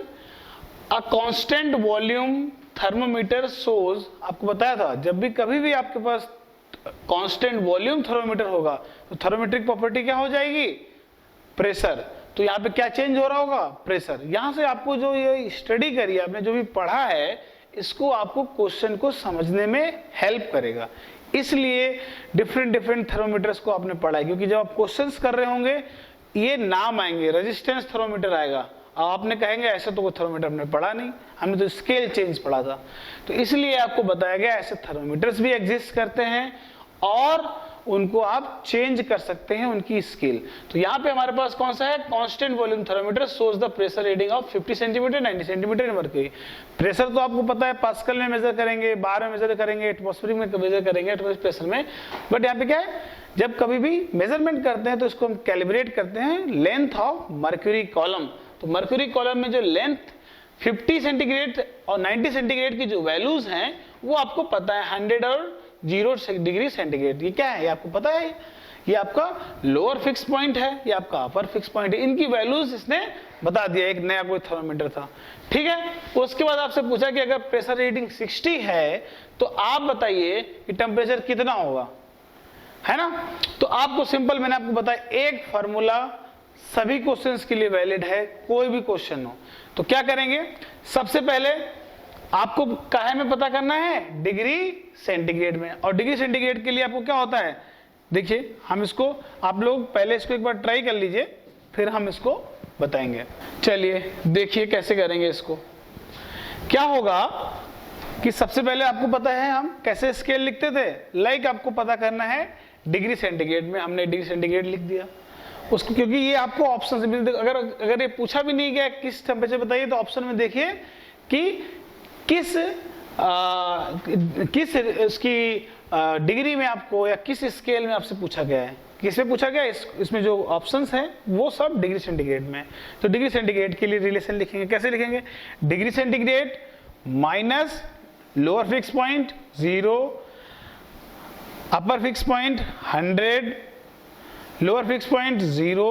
अब आपके पास एक जो नई स्केल बनी है, क्या आप नई स्केल का, न्यू स्केल का, यहाँ पे हम लिख रहे हैं जो आपकी न्यू स्केल है, ये कोई भी नया स्केल है, नया थर्मोमीटर जो था वो कांस्टेंट वॉल्यूम थर्मोमीटर, इसके लिए क्या आप लोअर फिक्स पॉइंट और अपर फिक्स पॉइंट बता सकते हैं? हाँ बताया गया है, ये क्वेश्चन में ही गिवन है। कितना था? 50 एंड 90। ठीक है, तो आप बताइए। और पूछा किस पे गया है? फाइंड टेम्परेचर एट, बताइए, फाइंड टेम्परेचर एट 60, बताइए 60 सेंटीमीटर, सॉरी mm नहीं है, सेंटीमीटर है। ठीक है, 60 सेंटीमीटर में लगाना है। तो आप क्या लिखेंगे? जो टेम्परेचर आपको पता था वो लिख दीजिए, कितना है? 60। ये जो इसकी जो रीडिंग थी आपको पता है, किसी भी x रीडिंग माइनस करके लोअर फिक्स पॉइंट कितना है? 50। आप बताइए इसका अपर फिक्स पॉइंट कितना है? 90, लोअर फिक्स पॉइंट कितना है? 50। अब बस इसको सॉल्व कर लीजिए, बहुत सिंपल है। 100 इज इक्वल टू कितना हो जाएगा? 10 डिवाइडेड बाई 90 माइनस 50, 40। ठीक है, तो कितना हो जाएगा बताइए? 100 को 25, तो कितना हो जाएगा? C इज इक्वल टू, और डिग्री सेंटीग्रेड में जो वैल्यू आ जाएगी वो कितनी आ जाएगी? 25 डिग्री सेंटीग्रेड। तो यहाँ पे आप क्या लिख सकते हैं कि जो 60 सेंटीमीटर ऑफ मर्क्यूरी प्रेशर होगा, centimetre will be equal to the 25 degree centigrade. ठीक है, इसके बराबर हो जाएगा। तो ऐसे सिंपल क्वेश्चंस होते हैं, कोई बहुत ट्रिकी, बहुत डिफिकल्ट क्वेश्चंस नहीं है। जब आप करेंगे आप देखेंगे, केवल लैंग्वेज चेंज हो जाएगी। यहाँ पे कांस्टेंट वॉल्यूम है, हो सकता है कांस्टेंट प्रेशर हो जाए, कांस्टेंट प्रेशर हो जाएगा। यहाँ पे कांस्टेंट प्रेशर है तो क्या मेजरमेंट करेंगे? वॉल्यूम। तो कह देगा कि इसका वॉल्यूम 50 सेंटीमीटर क्यूब था, इसका 90 सेंटीमीटर क्यूब था, आप निकालिए। रेजिस्टेंस ऐसे ही 2 रेजिस्टेंस दे देगा, किसी भी स्केल में पूछ लेगा। तो इस तरीके का क्वेश्चंस, बहुत सिंपल क्वेश्चंस इस थर्मोमेट्री से बनते हैं।